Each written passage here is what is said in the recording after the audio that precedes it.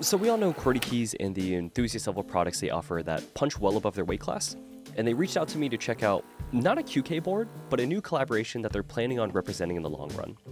This is the Cub 65 by Cub Studio, and it's being described as something that's a little more premium than QK's traditional offerings. While premium's a bit of a touchy word since it's hard to describe in the context of mechanical keyboards, I would recommend you check out Abby's video on the QK80 and how he tries to measure the premiumness of our expensive rectangles and plastics. And putting this out there, considering I've never owned a QK product and can't really attest to the feel and sound, this is going to be more of like a dictation on the Cub 65 itself with my thoughts and experiences with it over the past week or so. I will say, off the rip, I'm a super big fan of the overall packaging, and while it doesn't really make a board more or less premium, it's more of like a nice to have, and it's definitely going to elongate my already leaning tower of keyboard boxes. And apart from the usual suspects in the case like the foams, gaskets, and plate, a nice touch is the various tools and stabs that are included as well. While I get for some people it's a little redundant and takes some space, I still think it's quite thoughtful and makes the overall packaging experience feel a little more all-inclusive.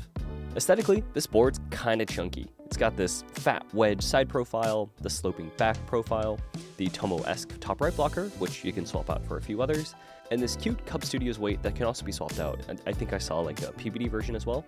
The finishing on the Cub is smooth and pretty much on par with all the other quote-unquote higher-end boards that I have.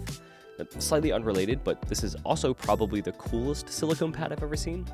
Not sure how it'll play factor in the sound, but we'll cross that bridge when we get there. One thing that my chat and I were a bit surprised about was that this also offers a non-flex cut PCB. Anyone want to take a gamble if this is a flex cut PCB? Anyone want to make a gamble? Oh, it's not a flex cut PCB! Which I didn't really think would be a selling point, but here we are. So with that, I have pretty high hopes for this board. I'm going to start off by getting it built with some London Fogs, palm plate, case, and plate foam with some cherry milkshakes.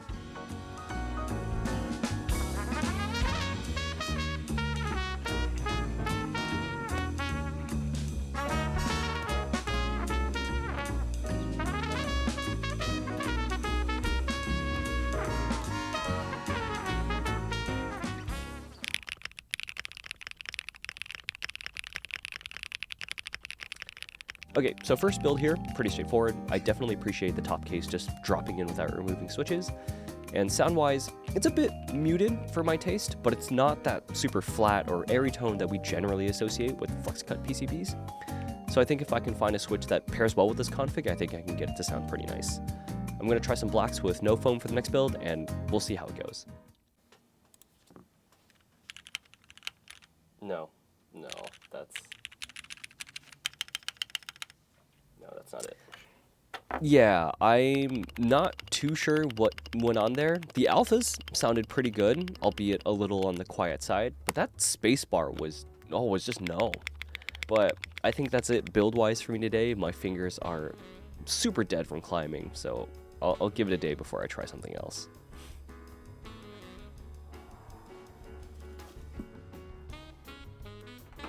So I didn't really do much with the board yesterday. I played a little bit of Osu and some Valorant, and after using it for the rest of the night, I do want to point out a few things. One, for as soft as the palm plate is with no foam, I don't think the ESD sheet is needed since you have to press really hard to bottom out the PCB.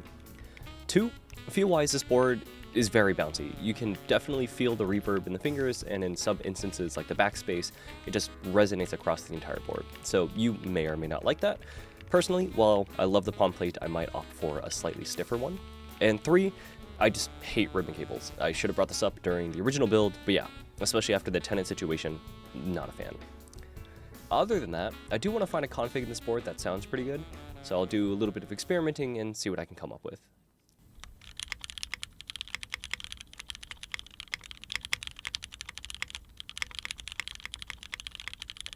One finding I have is that I eventually did take out the silicone pad and the foam that replaces the battery, and I think this helped in evening out the overall sound profile.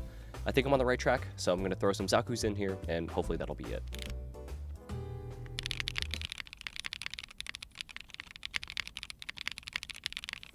Alright, well, with the Zakus and without any of the foam or the pad inside, there's some pretty noticeable hollowness to it.